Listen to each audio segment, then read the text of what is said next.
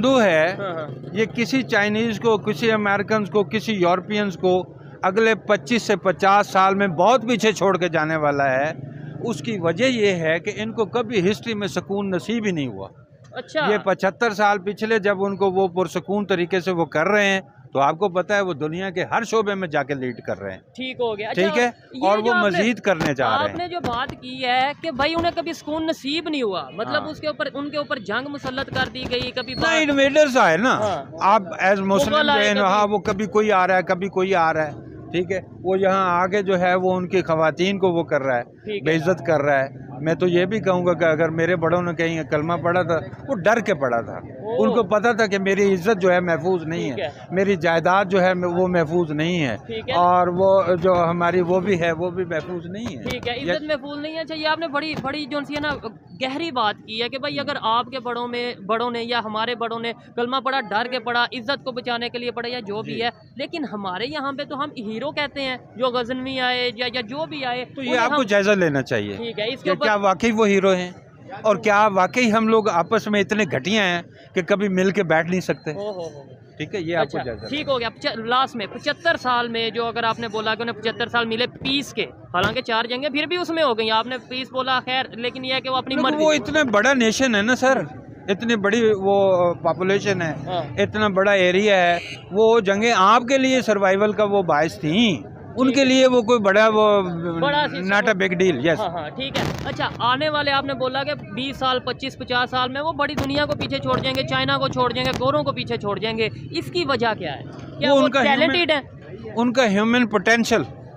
तो हमारे में ह्यूमन पोटेंशियल नहीं है, और सिस्टम की अगर बात करें हैं, लेकिन आपके अंदर पोटेंशियली कुछ बड़ी खतरनाक बातें हैं। क्या? फॉर एग्जांपल, ठीक है ना, जो आपकी वो जो इंक्लिनेशंस हैं for violence, that are dangerous thing. वो आपको भी पता है, मुझे भी पता है। एक्सट्रीमिज्म की बात कर रहे हैं, एक्सट्रीमिज्म आप कहना चाह रहे हैं? हाँ, मैं उसमें नहीं जा रहा। ये कॉइन की हुई वो उसके खास पॉलिटिकल मीनिंग है, मैं उसको ऑन नहीं करने जा रहा हूँ। ठीक है ना, मैं बात कर रहा हूँ वायलेंस की।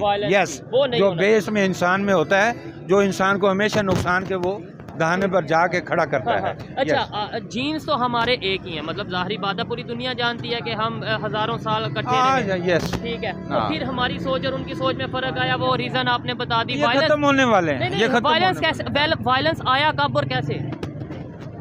यानी जीन्स एक हैं और रहे हजारों साल इकट्ठे हैं, अब इसका आंसर करें आप। ये पैदा किया गया। अच्छा।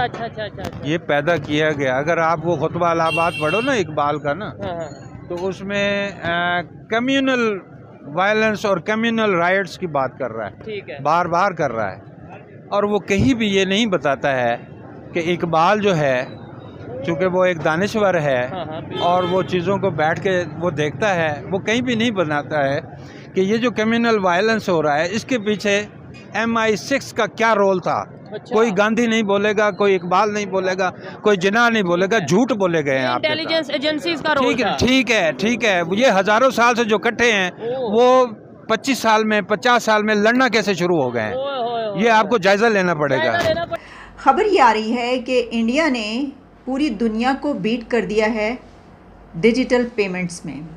इंडिया ने टॉप किया है वर्ल्ड रैंकिंग इन डिजिटल पेमेंट्स, और इसमें जो ट्रांजैक्शंस हैं वो हुई हैं 89.5 million digital transactions in the country. 2022 के ये फैक्ट्स एंड फिगर्स सामने आ रहे हैं कि पूरे साल का जो डेटा सामने आया है उससे ये पता चला है कि पूरी दुनिया को बीट कर दिया है डिजिटल पेमेंट्स में। तो इस वक्त हम बात कर रहे हैं उस डिजिटल इंडिया की जिसने सबको पीछे छोड़ दिया है, जिसमें चाइना भी है और भी तमाम कंट्रीज़ हैं दुनिया के। तो ज़रा देख लेते हैं कि और कौन से कंट्रीज़ हैं और वो किस नंबर पर आ रहे हैं। पहले नंबर पर जैसे मैंने बताया कि इंडिया की जो डिजिटल ट्रांजैक्शंस कही जा रही हैं वो 89.5 मिलियन डिजिटल ट्रांजैक्शंस हैं। अब इसको आप मेरा ख्याल है कि 9-10 करोड़ के करीब ये बनती हैं, हो सकता है ये कुछ आगे पीछे हो, लेकिन इसमें जो डेटा मेरे सामने है वो 89.5 मिलियन है। इंडिया के बाद दूसरे नंबर पर जो कंट्री है वो है ब्राज़ील, और उसने 29 मिलियन डिजिटल ट्रांजैक्शंस की हैं। अब देखिए आप 29 मिलियन और 89.5 मिलियन में बहुत फ़र्क है, यानी जो सेकंड नंबर पर आने वाला कंट्री है वो भी इतना पीछे है। फिर उसके बाद आता है थर्ड नंबर पर चाइना, और चाइना की डिजिटल ट्रांजैक्शंस बन रही हैं 17.6 मिलियन डिजिटल ट्रांजैक्शंस। चाइना के बाद आ रहा है थाईलैंड और उसकी है 16.5 मिलियन, और थाईलैंड के बाद है साउथ कोरिया जिसकी 8 मिलियन डिजिटल ट्रांजैक्शंस हैं। तो अगर आप पूरी दुनिया का 4 कंट्रीज़ की डिजिटल ट्रांजैक्शंस को कंबाइन कर लें तो आपको पता चलता है कि वो एक कंट्री की बनती है जिसने सबको बीट कर दिया है। सरपास इंडिया ने कर चुका है इसमें टॉप वर्ल्ड रैंकिंग इन डिजिटल पेमेंट्स। तो आप पकड़े जाते हैं अगर आप टैक्स नहीं दे रहे होते, यानी आप उसमें आ जाते हैं, रडार पे आ जाते हैं। तो इस तरीके से आपका टैक्स सिस्टम भी बेहतर होता जाता है। तो मेरा ख्याल है कि हमारे मुल्क के लिए तो फिर ये बहुत ही ज़रूरी है, ऐसे कंट्रीज़ के लिए जहाँ पर लोग टैक्स बचाते हैं, नहीं देते। तो जैसे जैसे ये डिजिटल पेमेंट्स बढ़ रही हैं तो इसका एक फ़ायदा ये भी होता है कि आपके कंट्री में टैक्स सिस्टम भी बेहतर होता जाता है। लोग ज़्यादा से ज़्यादा टैक्स के अंदर आते जाते हैं अपने पे करने के लिए। अच्छा, अब इसकी कुछ और डिटेल्स जो मेरे सामने है वो ये कहा जा रहा है कि India's digital economy to grow 5-fold at $1 trillion by 2030। 2030 तक आप देखेंगे कि इस हद यहाँ तक पहुँच चुका होगा इंडिया। और इसमें ये बहुत ज़रूरी है कि आपके पास टेक्नोलॉजी हो। देख रहे हैं चीनी करेंसी कह रही है, अब आप हमारे से चीनी करेंसी में काम करें, ये करना कुछ नहीं चाह रहे। चाइना वाले ये कह रहे हैं चाइनीज करेंसी में काम करें। पाकिस्तान की पब्लिक चाहेगी कि चाइना की करेंसी यूज करें। जाहिर बात है चाहेगी सर, हर चीज़ उनकी सहूलत दे रहे हैं, वो हर चीज़ दे रहे हैं, वो कह रहे हैं करें, हमारे से कोऑपरेट करें, पर ये पाकिस्तान की सहूलत के लिए कोई कुछ नहीं करना, ये सिर्फ अपनी बेहतरी के लिए चाह रहे हैं सारा कुछ। कोई भी पार्टी है, एक सवाल है, लेट्स सपोज चाइना की करेंसी आ जाती है, ऑलरेडी मार्केट सारी चाइना ने कैप्चर कर रखी है, कोई भी टेक्नोलॉजी का कोई मार्केट है या कोई भी मोबाइल्स के हवाले से, ऑटो इंडस्ट्री के हवाले से बात करें, चाइना आ चुका है। अब फिर करेंसी भी चाइना की आ जाएगी तो हम तो सारा चाइना पे डिपेंड हो जाएंगे। तो सर ठीक है, कोई मसला नहीं, तो आगे पाकिस्तान रुपये में करके रहे हैं आप, मुझे ये बताएं। चाइना करेंसी में कुछ ना तो आपको बेनिफिट मिलेगा, कुछ नहीं बहुत बेनिफिट मिलेगा आपको।